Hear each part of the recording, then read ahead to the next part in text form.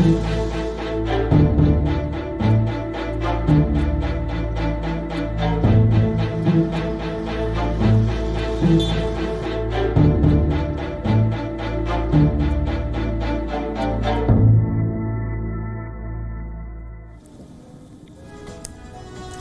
not sure where to start the story, so I'll start with a bit that I found most interesting. Nepal has banned the import of Lay's kurkure, the chips. Also playing cards. Do you know why? To save its economy, to conserve its forex reserves. Nepal is going through a pretty bad phase, a serious financial crisis. First, it was hit by the virus from China, like the rest of the world. Then it was hit by rising oil prices thanks to the Ukraine war, like the rest of the world. But unlike the rest of the world, Nepal also suffered from political instability. And like most of the world, it remains caught in China's debt trap. Plus, its economic fundamentals were not strong. So it made a deadly combo. Now Kathmandu is struggling to fix things. The question looms, is Nepal heading the Sri Lanka way? There's every possibility. The only thing that can save it is the right policy changes at the right time. On Gravitas tonight, we'll discuss why another neighbour of India is going through a financial crisis.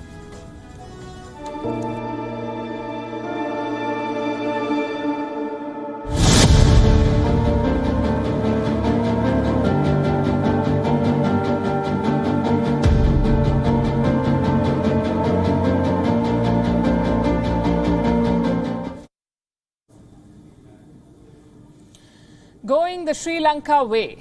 That is the new economic trend in South Asia, it seems. This time the trouble is to India's north, in Nepal. Their trajectory is ominously similar to Sri Lanka's.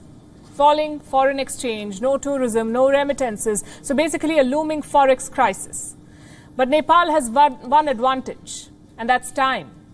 They still have time to try new policies. Nepal's government is going with an import ban. 10 goods have been identified so far. They fall under two categories: non-essentials. For example, liquor, foreign cigarettes, diamonds, mobile phones worth more than $600, television sets over 32 inches, foreign cars, jeeps and bikes. Starting today, none of these goods can be imported into Nepal. Also some non-essentials like Lay's and kurkure, foreign toys, even playing cards cannot be imported in Nepal anymore. I know it sounds like a joke. What difference could not importing chips or playing cards make? Well, that tells you how serious the problem is. Every penny of foreign exchange is crucial for Nepal at this point. Plus, the Nepalese have a thing for playing cards. They don't produce them locally, so every packet is imported. And guess how many we are talking about? In the last 5 years, Nepal imported 66.2 million packets, 66.2 million. And how much did they pay for that? Around $8 million for playing cards. According to the government, this ban is temporary. It will last until mid-July. Hopefully by then the situation will improve. But how did Nepal land in this mess in the first place? Small country, small population. How did they run out of foreign exchange? Because of 4 reasons. Number one, the Wuhan virus pandemic. Like Sri Lanka, Nepal is also dependent on tourism. It makes up around 8% of their GDP, tourism. When tourists come, they bring foreign exchange with them. They spend money. In the last 2 years, that did not happen. And I have numbers to show that. In 2019, 1.2 million people visited Nepal. In 2020, just 230,000. 2021, 150,000. No tourists, no foreign exchange. Reason number 2, falling remittances. Around 3.5 million Nepalese work outside the country. Most of them in Southeast Asia. Before the pandemic, they used to send money home. This was valuable foreign exchange, but after 2019, that slowed down. Last year, Nepal's remittances fell around 5%. Reason number 3, rising imports. In the last fiscal year, Nepal's imports rose 38%. In the year before, it rose only 2%. To import more, you need to spend more foreign exchange. And that's what Nepal did. Take a look at these numbers now. In July 2021, Nepal's foreign reserves, forex reserves, were at around $11 billion. This year, they fell to $9 billion. That's a drop of around 18%, which means Nepal cannot afford to splurge foreign exchange. They have enough to cover 6 months of imports. That's it. Also, the war in Ukraine has made things worse. You see, Nepal's biggest import is oil. In the last 9 months, they spent $1.5 billion on oil. Russia's war has made oil more expensive. The result is this: Nepal is using up more dollars to buy oil. Now, these changes are not unique to Kathmandu. Falling tourism, COVID-19, expensive oil, these problems affect every country. So why are the likes of Nepal and Sri Lanka the worst hit? Because their economies lack resilience. That's reason number 4. Very little foreign investment, very little industrialization. So Nepal's economy was primed for the pandemic to destroy. Their leaders also take some of the blame. Do you remember the political crisis in 2020 and then again in 2021? All the tantrums thrown by KP Sharma Oli. That's been the feature of Nepal's politics: instability and infighting. Foreign investors hate that sort of thing. They prefer stable and rational politics, something Nepal has struggled to achieve. So that's where things stand in the Himalayas. Not as bad as Sri Lanka, but without proper intervention, something similar could happen. And this is a message to every country, in fact, because the last 2 years have been challenging. Revenues have fallen, but expenditure has been rising. Add to that some loan sharks like China, and you get what's happening in Sri Lanka. And by the way, China does have stakes in Nepal. Kathmandu joined the Belt and Road Initiative in 2017, and since then, China has signed loan after loan for Nepal. How much? Well, like all Chinese loans, we cannot be sure. China claims they make up only 3% of Nepal's external debt. Well, either way, this is a crucial time for South Asia. First Sri Lanka, now Nepal, and there are some rumors about Bhutan too. Their finance minister is calling for fiscal prudence. He says it's everyone's responsibility to protect foreign currency reserves. I guess Shangri-La or not, the law of economics catches you everywhere. And all's not well in India's southern neighborhood either. Most of you already know what's happening in Sri Lanka. The country has gone bankrupt. It does not have money for food, fuel, medicines or electricity. Prices of LPG or cooking gas have doubled. As we speak, Sri Lankans are out on the streets protesting. Farmers are out of their farms.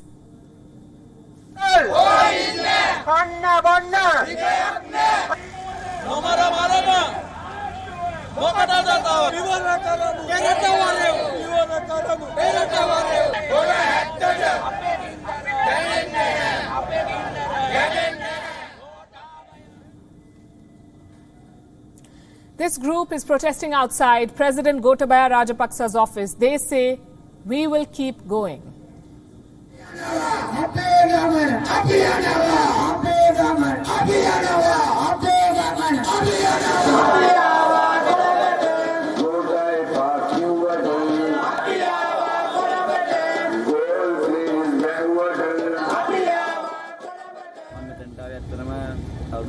I am here because as a youth, I am unable to bear what is happening to my nation.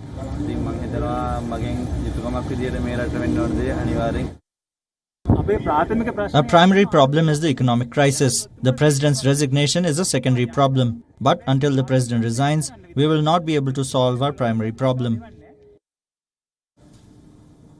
The voices are clear, their demands clearer.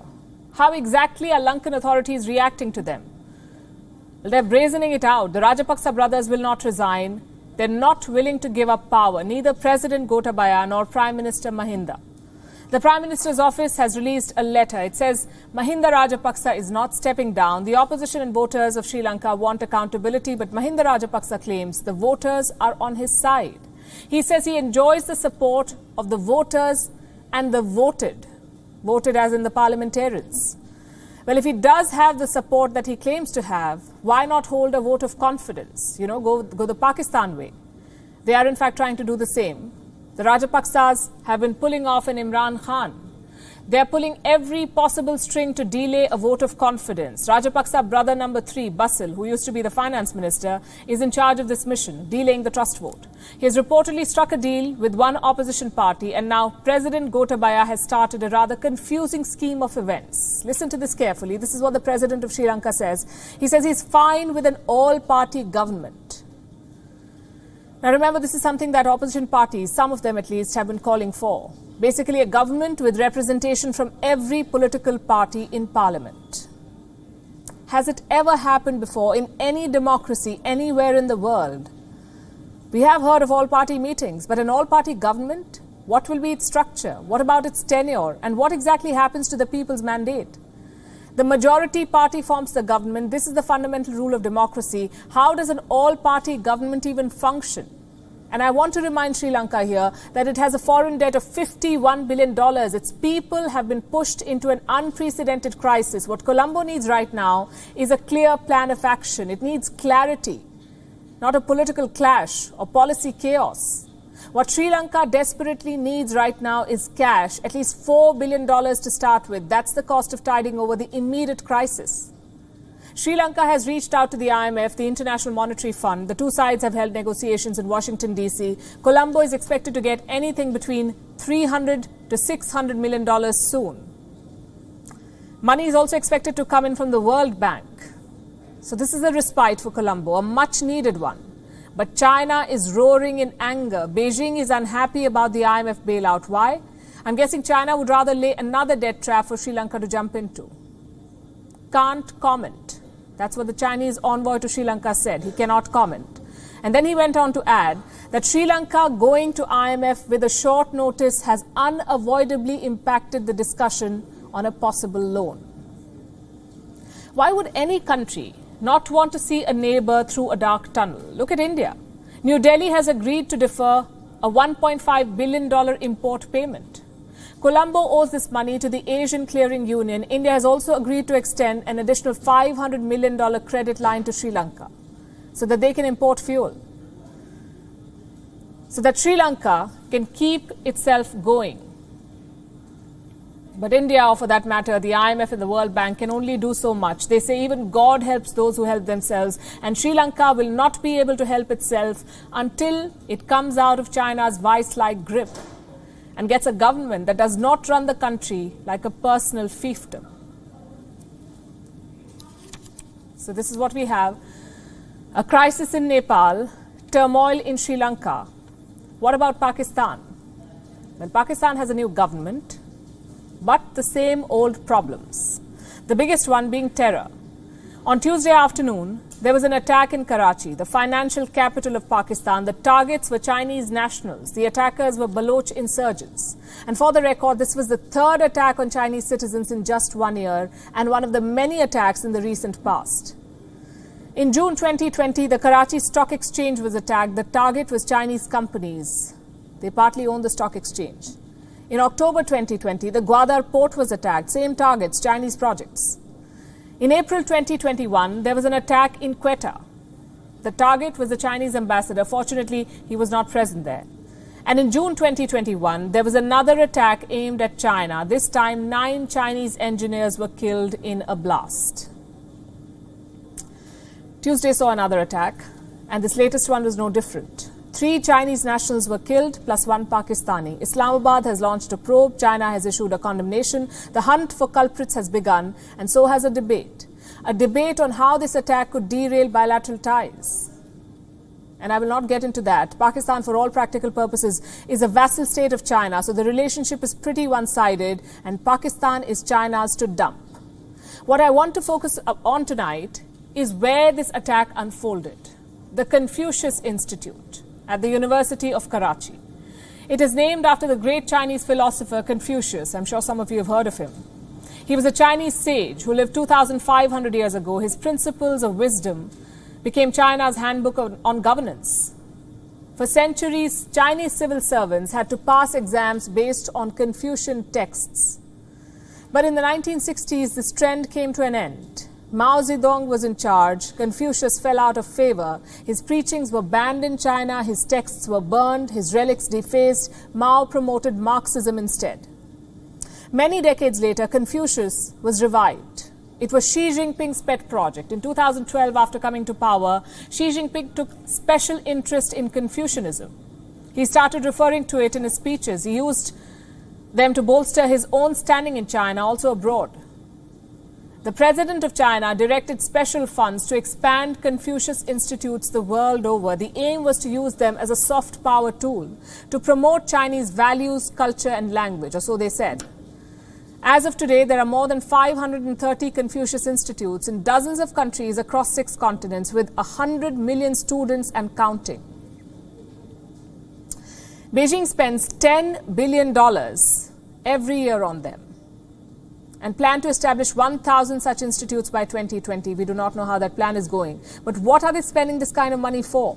In the words of Xi Jinping, the aim is to tell Chinese stories well and spread Chinese voices well.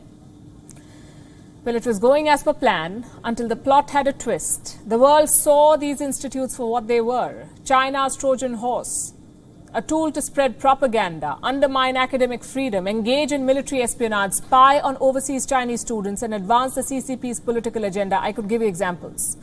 In a 2017 report by the Wilson Center, Chinese students studying in the US claimed to be victims of monitoring, and they accused faculty members at Confucius Institutes.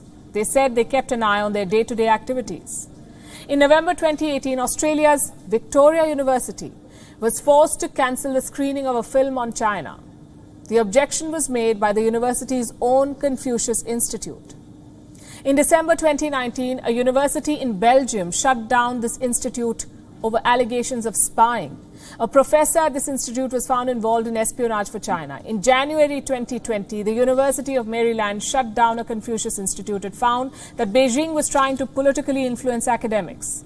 And these were just a few examples. I have many more, but you get the point. These institutes try to push China's agenda. They restrict discussions or activities on issues that are against China.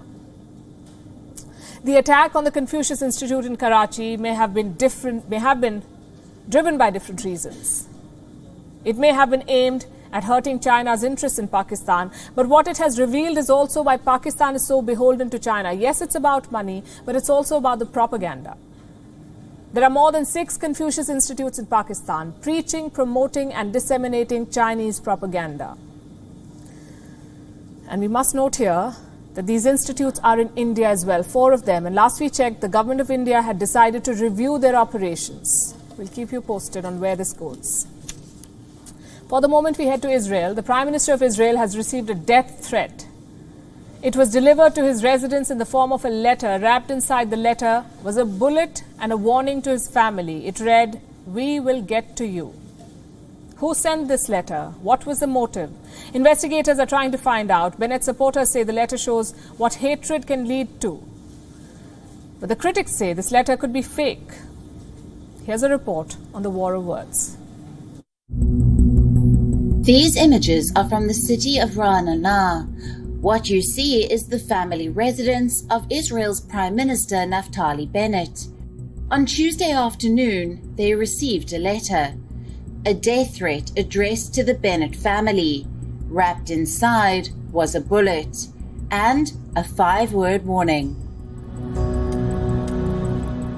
"We will get to you." Who is the letter from? No one knows. What was the motive? There's no clarity. Israel's security officials are in a fix. They're struggling to find the source. As it is, this letter presents a grave security threat. What makes it worse is the timing. It comes amidst the ongoing unrest in Jerusalem. Also amid warnings from Israel's arch-rival Iran. But so far, security officials have refused to take any names. A court-imposed gag order has ensured no details of the case are published. All we know so far is that the letter contained detailed murder threats. And it mentioned the name of Bennett's 16-year-old son, Yoni Bennett. Given the personal nature of the letter, the Israeli Prime Minister is not holding back. In a series of tweets, he condemned the threat, appealed for discourse, and hinted that the threat could be political. He wrote, "I'm the Prime Minister and a political figure, but I'm also a husband and a father, and it is my duty to protect my wife and children. We must lower the flames of political discourse. Political conflict, no matter how deep it is, should not reach violence, bullying, and death threats." Bennett's coalition partners have also responded. Foreign Minister Yair Lapid says the letter shows where hatred can lead. Defense Minister Benny Gantz says a bullet in an envelope can turn into 3 bullets fired from a pistol. A reference to the assassination of Yitzhak Rabin, the former Prime Minister of Israel. In 1995, he was murdered by an Israeli extremist who opposed the signing of the Oslo Accords. Bennett's critics say the letter could be fake. This includes Bezalel Smotrich, the leader of religious Zionism party. He's called the incident a political spin aimed at boosting Bennett's political standing. What's the truth? Was the letter real or fake? Was it sent by a terror outfit or a political opponent? Israel is debating these questions, and investigators are looking for clues.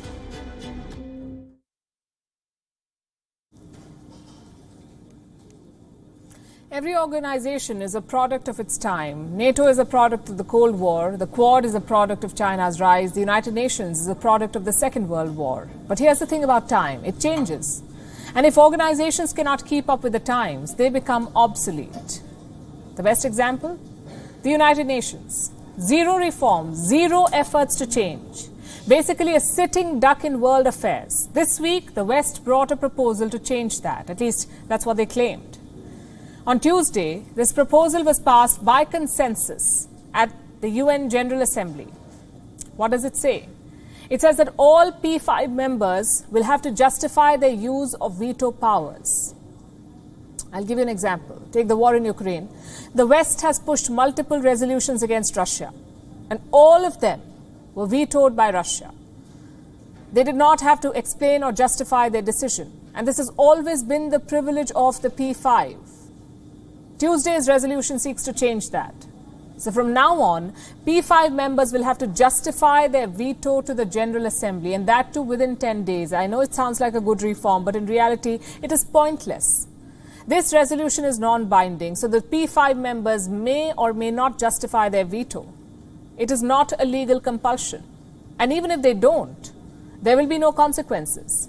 Around 100 countries co-sponsored this resolution, most of them from the West. But the question is, why? It is not a real reform. It does not hold the P5 accountable. So why bother pushing it? To try and embarrass Russia. This table should give you some context. Russia and the Soviet Union have used the veto 143 times, the US 86 times, the UK 30 times, China and France 18 each. The West feels that Russia is misusing the veto. And they're hoping that this resolution will hold them accountable. But the fact is, it won't. Every P5 member has misused the veto. Chances are they will continue to do the same. So this resolution is not about United Nations reform. It is about politics, which is why countries like India and Brazil criticized it. They have consistently called for reforming the Security Council, either drop the veto or give the veto to everyone, or at least expand the council to make it diverse. This is what India has always demanded, but the P5 never responded. They kept delaying the matter of reforms, and now they've passed a resolution on just the veto. No word on expanding the council, no word on reforms. A standalone bid to embarrass Russia, that's all that this is. The Indian representative said the resolution ignores the root cause of the UN's problem. We regret the lack of inclusivity in the manner this resolution was put forth. We have serious concerns about such take it or leave it initiatives which do not make a genuine effort to take into account the perspectives and concerns of the wider membership. Take it or leave it sums up the P5's attitude to reforming the United Nations. They act like they own the place, as if reforms are some kind of charity. But the UN belongs to the entire international community, to every member country on earth, not just the 5 permanent UNSC members.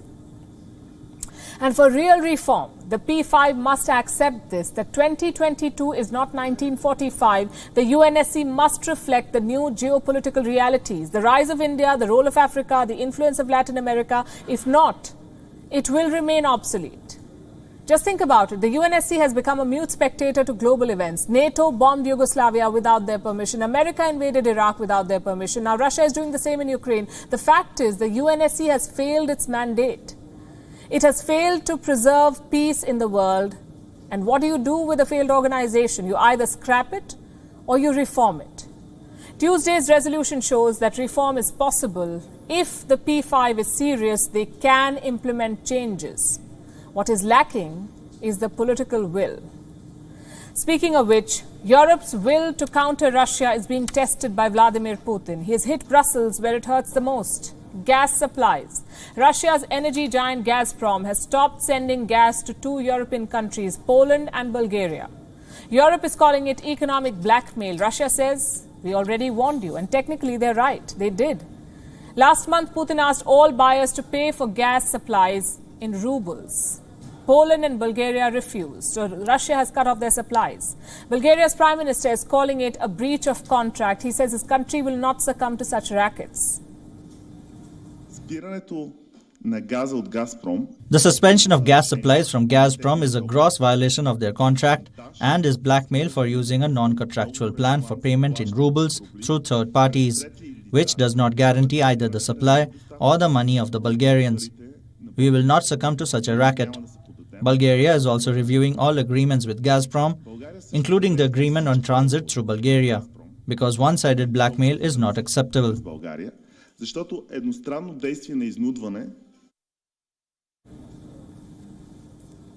Brave words. But can Bulgaria live without Russian energy?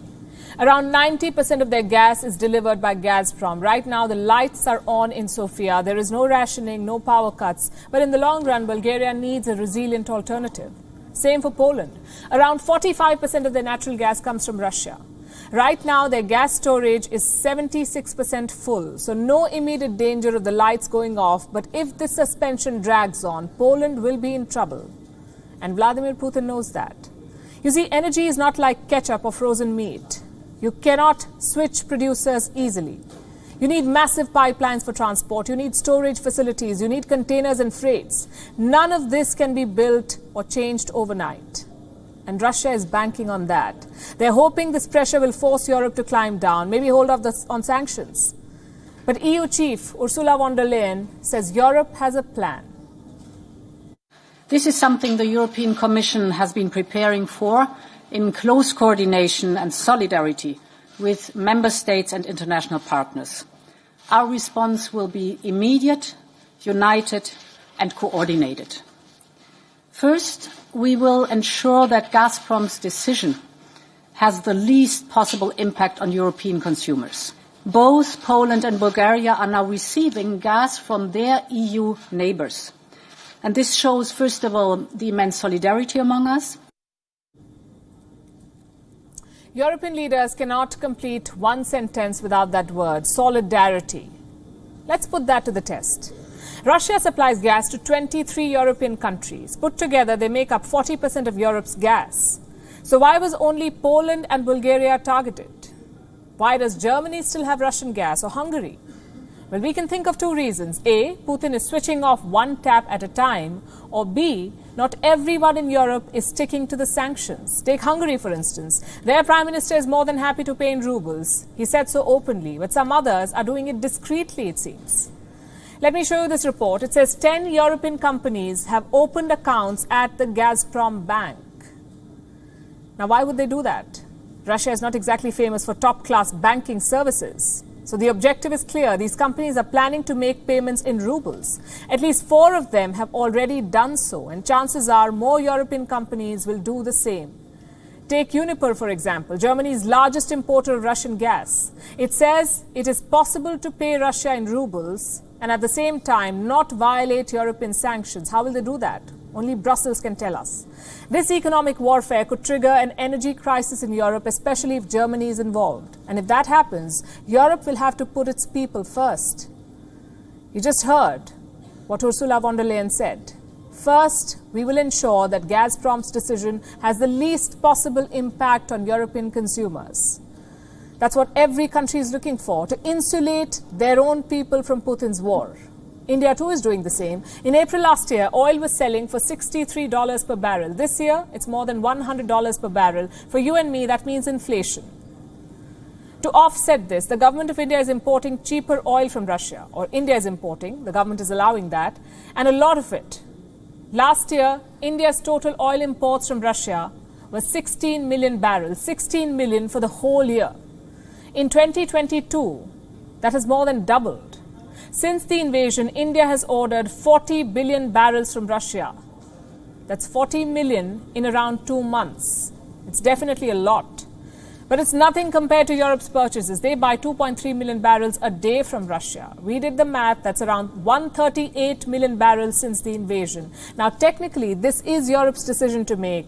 Their people need Russian gas, so Europe continues to buy it. But the problem is the double standards. All the lectures to India, all the promises to stop buying from Russia. Turns out not everyone in Europe is following that advice.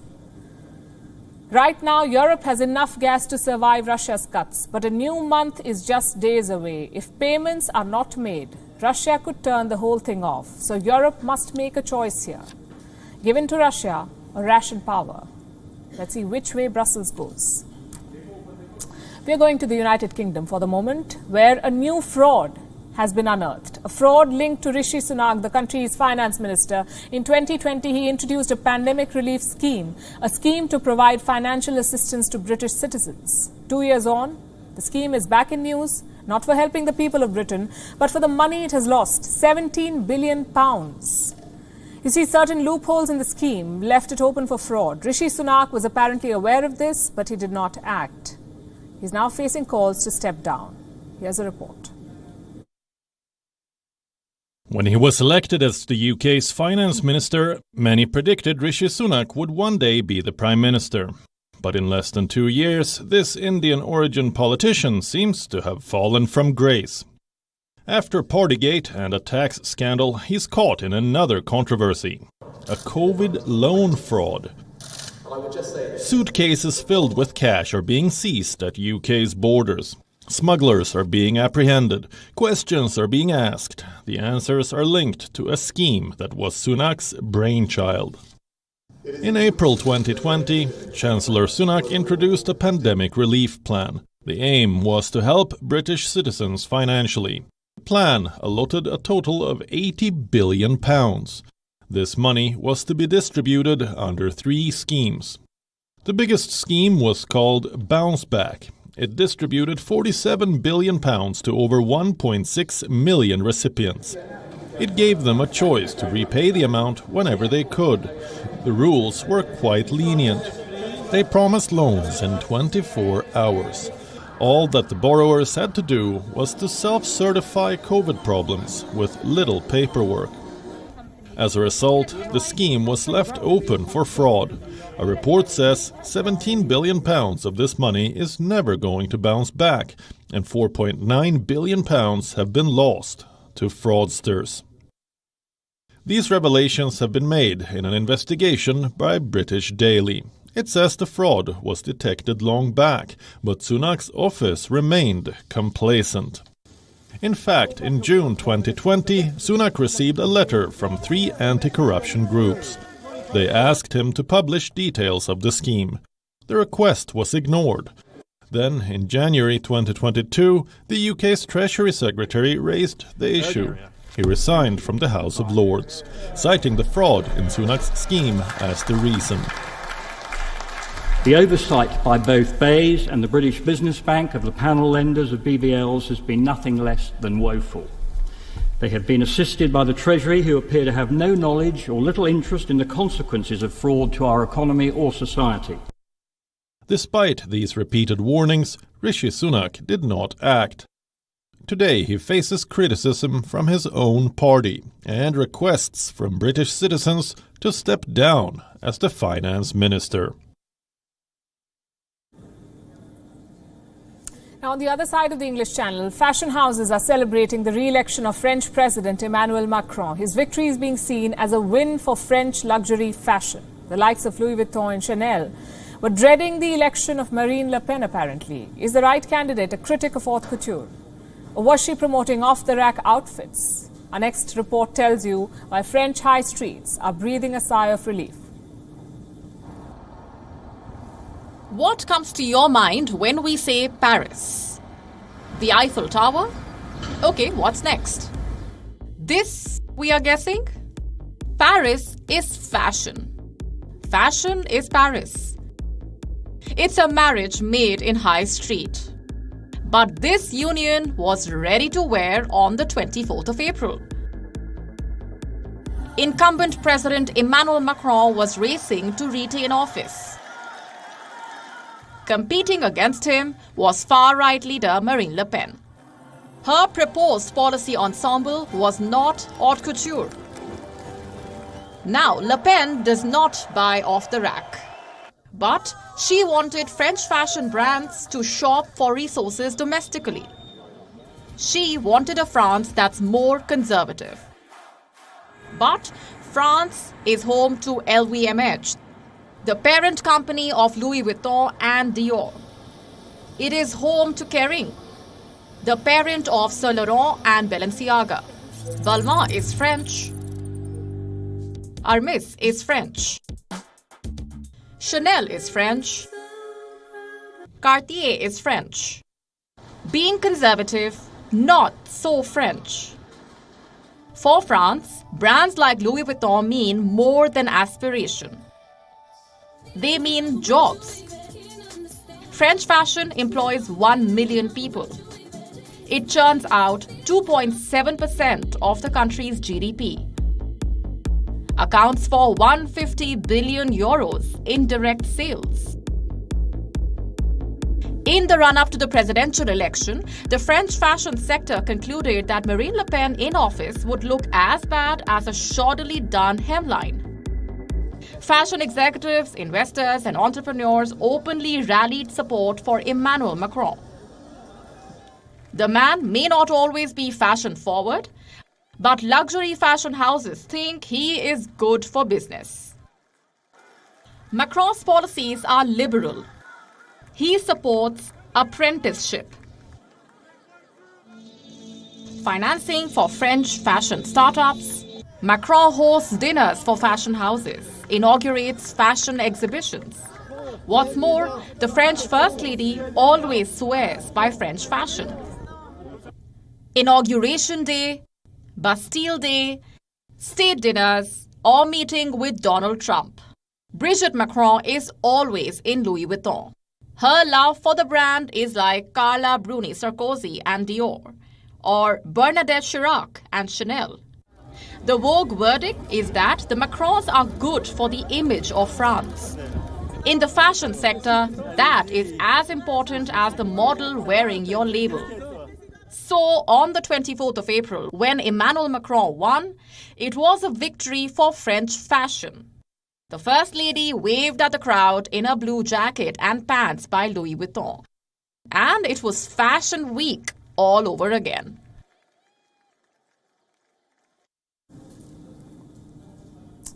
Time and again on this show, we've told you how food packaging and nutrition charts are often misleading. The snack that claims to be healthy is most likely not healthy. A product can contain sugar, yet claim to have zero sugar. Same with trans fats. Those of you who watch our show know this. Tonight, I would like to end the show with a bite of good news. The era of false labeling may soon come to an end in India. India is reportedly finally working on food labeling. Soon, food products may come with a warning. Too much sugar, too much salt, something on these lines. We don't have the details yet. We don't know whether colors, graphics or stars will be used to warn consumers about a product. But what we do know is that brands may no longer be able to hide their sugar content or salt and fat content in encrypted language at the back of a packet. The word is that it will be mandatory for food packets to bear labels in front so that Indian consumers can make informed decisions. The FSSAI, or the Food Safety and Standards Authority of India, has been put in charge of this plan. It is also working to label food products with health star ratings. For example, a packet of fried chips may be labelled 1 star or half a star, while a quote-unquote healthier snack may get a 2 star. Now, those of you who watch us regularly also know that packed snacks are not healthy. They have preservatives, they have high quantities of salt to increase their shelf life. With food labeling, more consumers will know this. They will no longer be fooled into thinking that they're making a healthy choice by picking a packet of chips that says it's baked, or diet, or low-cal. Reports say the jury is still out on what may be more effective, whether star ratings will do the job or will warning labels be more informative. The idea behind both is to fight obesity. Now, India, a country that is often wrongly bracketed as a land of poverty and hunger, is actually fast becoming a country of obesity. 135 million Indians are obese. That's 135 million in a population of nearly 1.4 billion. Food choices are partly to blame here. So the government is now focusing on preventive steps. It is trying to influence consumer behavior and food choices. It is trying to nudge Indians into picking healthier food. And India will not be alone in experimenting with food labels. At least 7 countries have announced labels on food in the last 6 years. Among them are Chile, Peru, Mexico, Israel and Uruguay. Italy has a traffic light approach. Food items are color-coded in Italy, green to red. Green is healthy, and red, of course, is unhealthy. Australia and New Zealand have health stars. Now, I think I know what some of you may be thinking. Do food labels really work? Well, they do. In Chile, food labels have forced companies into rethinking their recipes. Low and middle income families have also reported a change in purchasing behavior. A label that's easy to understand also helps children make better decisions. In Israel, for example, packets have simpler images like a salt shaker for salt or butter and a knife for fat. A food product high in fat has a red ring around the butter and knife, which means it has high fat content. In India, reports say that the government may soon also regulate junk food ads. Now, these are all welcome steps, but will they be enough to prevent obesity? What about food items that do not come in packets? What about sweets? Come Holi, Diwali, Dashera, wedding, holidays, birthdays, India is always eating and sharing sweets. How do you prevent obesity in a society with a sweet tooth? How do you warn someone about the sugar content of a gulab jamun, for instance? Or for that matter, how do you tell an Indian household that sitting over a plate of samosas and laddus may not be the best idea? Well, some food habits are cultural, and labeling them will not be a cakewalk. But this is a welcome start.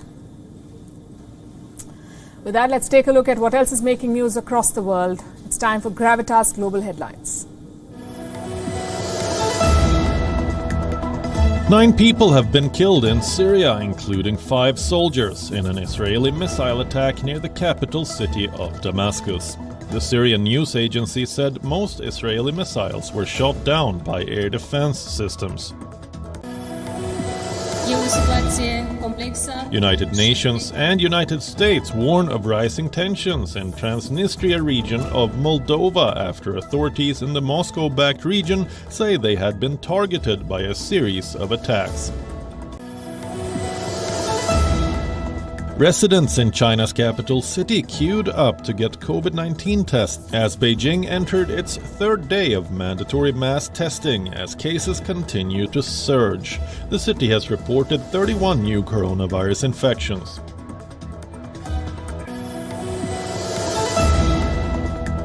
Beijing calls it a deliberate attempt to harm peace and stability in the region after U.S. warships sailed through the Taiwan Strait.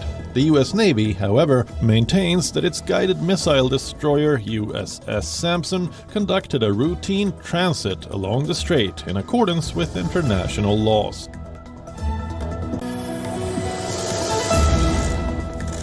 A Myanmar court has sentenced ousted leader Aung San Suu Kyi to 5 years in jail term. This comes after the court found her guilty in the first of 11 corruption cases that have been brought in against her.